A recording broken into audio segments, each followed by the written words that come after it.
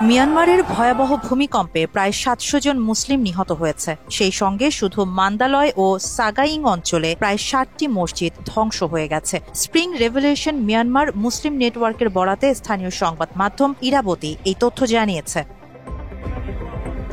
দেশটির মুসলিম সম্প্রদায়ের মতো মান্দালয়, সাগাইং, নেপিতাও, পাইনমানা, পিয়াবোয়ে, ইয়ামেথিন, থাজি, মেকটিলা, কিয়াউকসে এবং পালেইক টাউনশিপের মসজিদগুলো ধ্বংসস্তূপে পরিণত হয়েছে।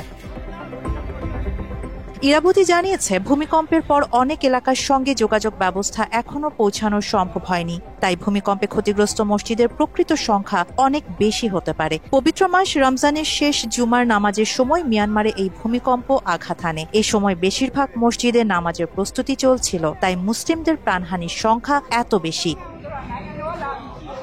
প্রতিবেদনে জানানো হয়, শুধুমাত্র মান্দালয়েই কমপক্ষে 18টি মসজিদ ক্ষতিগ্রস্ত হয়েছে। এর বেশিরভাগই রাজা মিন্ডনের 1853 থেকে 1878 রাজত্বকালে নির্মিত। এই পুরনো মসজিদগুলো পরে আর কখনো মেরামত করা হয়নি।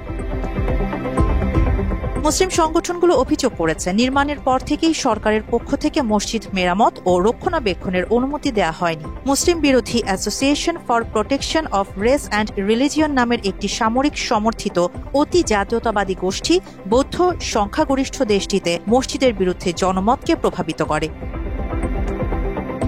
2017 সালে যুক্তরাষ্ট্রের পররাষ্ট্র দপ্তর সতর্ক করেছিল, নিয়মিত রক্ষণাবেক্ষণ করতে না দেয়ায় মিয়ানমারের ঐতিহাসিক মসজিদগুলোর অবস্থা আরও খারাপ হয়ে গেছে।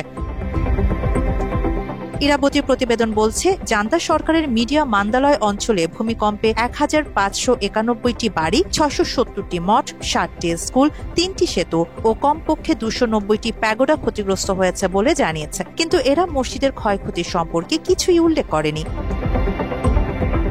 ধ্বংসপ্রাপ্ত মসজিদগুলোতে জান্তার উদ্ধারকারী দল উপস্থিত না হওয়ায় হতাহতের সংখ্যা আরও বাড়তে পারে বলে আশঙ্কা করা হচ্ছে। স্থানীয় বাসিন্দারা ধ্বংসস্তূপের নিচে মানুষের দেহাবশেষ থেকে দুর্গন্ধের কথা জানিয়েছে। আরিবা জাহান, বাংলা এডিশন।